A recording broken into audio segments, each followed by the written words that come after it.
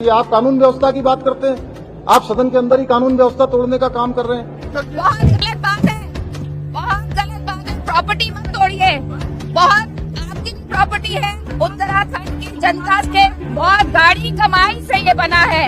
आज विकास की बातें करना नहीं चाहते, आपके पास कोई मुद्दे नहीं है। आप बाजपुर में जीत गए, जो यशपाल आर्या माननीय नेता प्रतिपक्ष जी का क्षेत्र है, तो वहां पर कोई चर्चा नहीं हो रही है कि अच्छा मतदान हुआ है, अच्छी चुनाव की काउंटिंग हुई है, लोकतांत्रिक तरीके से वहां पर चुनाव संपन्न हुआ है। आप देहरादून में जीत गए, आप वहां पर कोई बात नहीं कर रहे हैं। जहां हार गए हैं, जैसे पूरे देश के अंदर आपकी पार्टी का एक आदत सी बन गई है, या मैं समझता हूं कि आपकी पार्टी ने वहीं से एक नीति तय कर दी है कि जहां जहां आप हारेंगे कोई न कोई आप बहाना बनाएंगे, कोई न कोई अपनी फेस सेविंग करेंगे।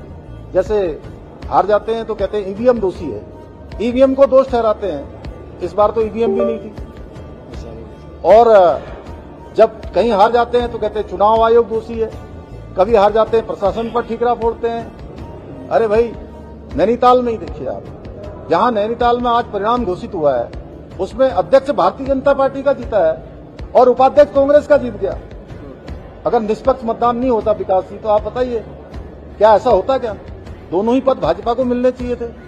तो निष्पक्ष मतदान हुआ है, उसकी वीडियोग्राफी हो रही है, ऑब्जर्वर है, निर्वाचन आयोग उस पर देख रहा है। अरे भाई, आप अपनी हताशा, निराशा, अपनी हार छिपाने के लिए ऐसा काम कर रहे हैं, जबकि उत्तराखंड की जनता जानती है हम ईमानदारी से काम कर रहे हैं। आपदा आती है, हम ग्राउंड जीरो पर होते हैं। हम उत्तराखंड की जनता के लिए जो भी निर्णय लेना होगा, हम वो निर्णय लेते हैं। हमारा तो आपसे अनुरोध था कि आप भी जो है सकारात्मक रूप से आपने आज सदन का, इतने बड़े प्रदेश का जो जरूरी चर्चा है, उसको ऐसे ही जो है आज आपने तिंजालजली दे दी। आपने बिल्कुल विकास के कामों को बिल्कुल भी प्राथमिकता नहीं दी। अपने निजी स्वार्थों के लिए आप दिन भर हल्ला करते रहे हैं और सदन का सारा समय आपने बर्बाद कर दिया।